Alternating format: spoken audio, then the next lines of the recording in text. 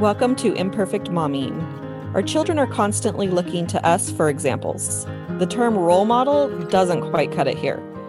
We are shaping their worldview with every move we make. You see, it's not in the lectures we give or moments where we are actively attempting to teach them. It's in the micro movements we make, the unconscious ways in which we navigate life. We are constantly teaching our children how to show up for themselves, their friends, their future partners, and even their future children. So what can we do to ensure we are raising thoughtful, compassionate, self-aware human beings? We have to become them ourselves. No one is perfect, but we can still all be better, and it starts with self-healing. Let's get to it.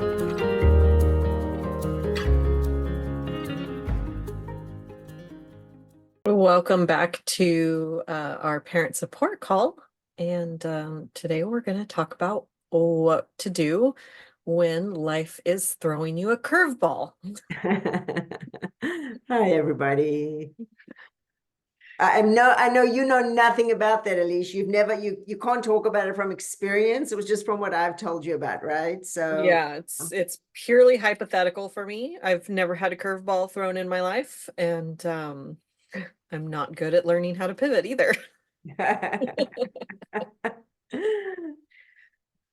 So, I mean, the reality of life is that life throws us curveballs, and I'm one of those people that really enjoys routine and structure and consistency. And so it's actually taken me many, many years to learn how to kind of go with the flow and understand that when I make a plan and God laughs, that I can pivot, make new decisions.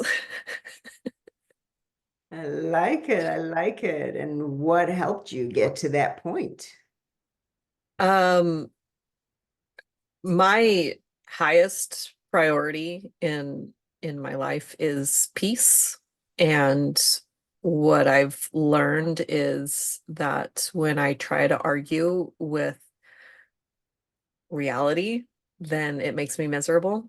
And so instead of arguing with the reality that's in front of me, I learned how to accept it and see the good in it. And how can I make, during COVID, the phrase "this is the new normal" was out, but really anytime the plan that we had or the life that we were living, anytime it shifts or pivots, that's the new reality. Uh, Never mind how you feel about that phrase. That's what it is. Yeah. And it is interesting because, there's what's happening externally that creates this, and you say life throws us curveballs, and I would even say maybe life just is one big curveball. You know what I mean? Yeah. It's like life it is just a roller coaster. And for those of us that expect that it's just going to be like some, straight path that just leads from, this point to this point, and it's just an upward trajectory and a straight line. Um, show me, show me a human that's ever had that journey in life, and I'll By probably be their able to course. convince you that they're not human. It's just not the human experience, right? That's just the reality. Yeah. And then the other part of it, so it's like we react to what's around us, or we respond to what's around us. Either way, either we react or respond. However, it's the we that's reacting or responding that we also need to take a look at, because the other reality is that our kids come in wired a certain way.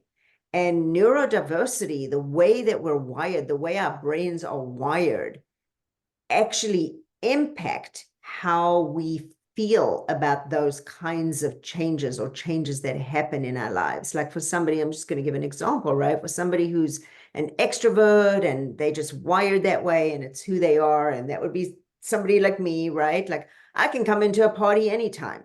I don't need to get there early. I don't need to get there while it's still quiet and there's just one person there. I can get there when the party's in full swing. It doesn't impact me, right? And so but for some of us, like we need to get there early, we need to acclimate, we need to maybe if we are like wired more as an introvert, for example, right? And so when I had my kids, and I have three very different kids, and we would, whether it was like to start a new day at school or go to a party or whatever it was, I have to really take into consideration who my child is and how they're wired for what it is they need.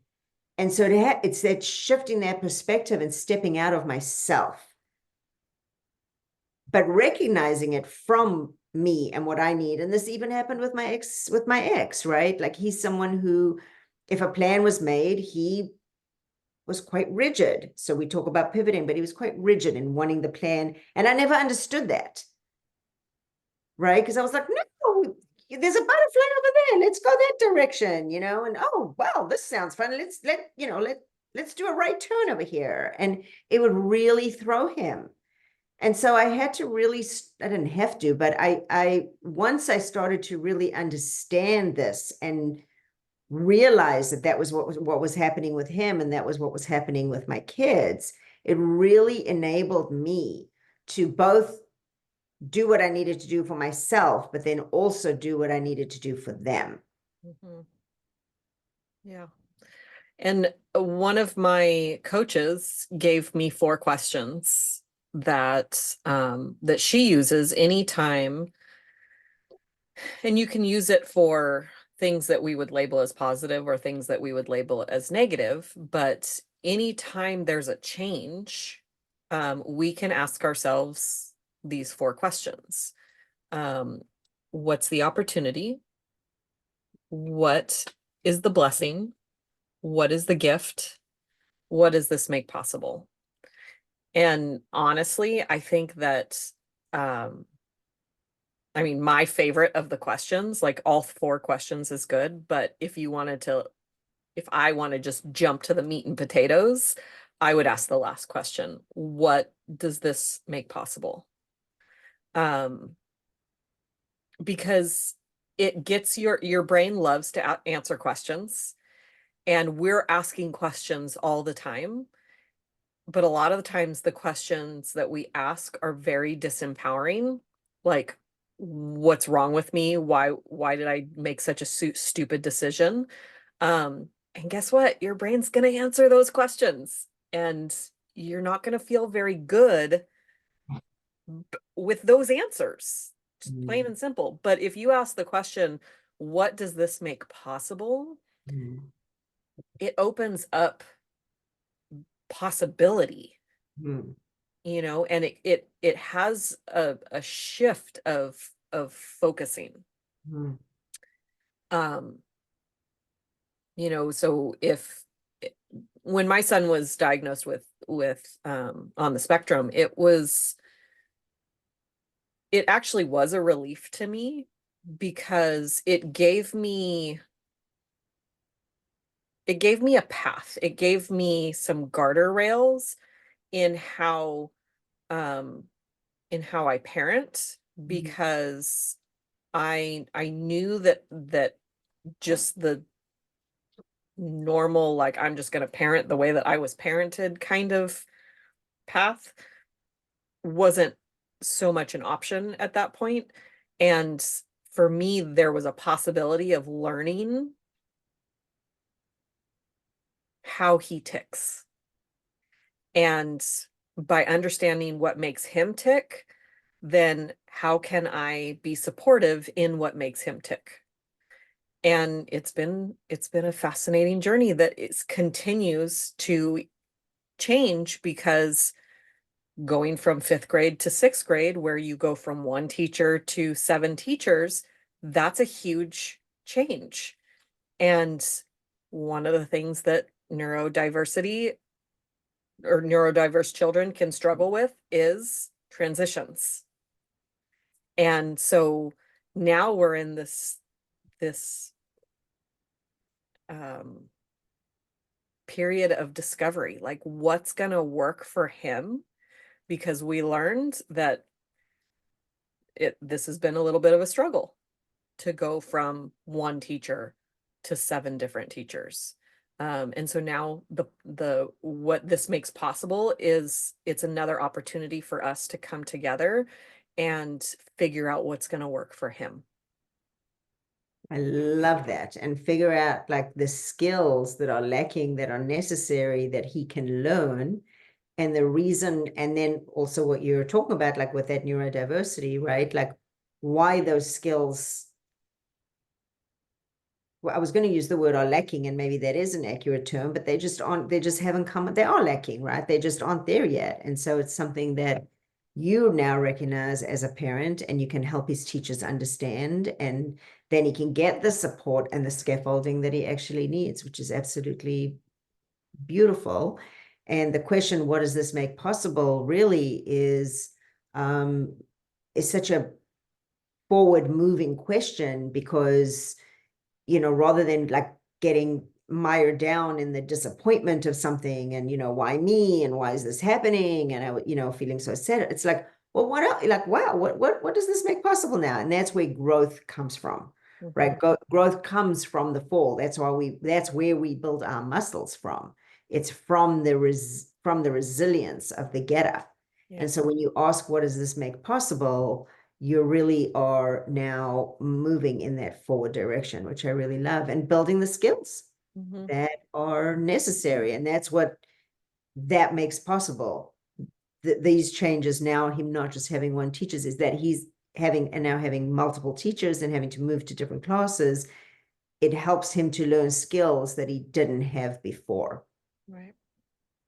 Yeah. And meet the world where the world is at. So that's awesome. All right. Well, it looks like we are ready to go into the Zoom room to do some support. And I know that some of the parents that are in our community definitely do have some neurodiversity, children with some neurodiversity. And so we look forward to continuing this conversation with you all and with anybody that's new, and whatever else comes up. Obviously, it can be whatever we need support with. So yeah. And then this month we're going to be doing our communication workshop, talking about different communication tools, as well as the 5-week course, the Purposeful Parenting 1.0 is going to be coming soon as well. So those flyers will be put in the Facebook group, so that people can look into that. If you can come with us live in Los Angeles, if you're here on those days, and we look forward to seeing you in the room soon. And until we meet again, keep healing. Bye, guys. Bye, guys.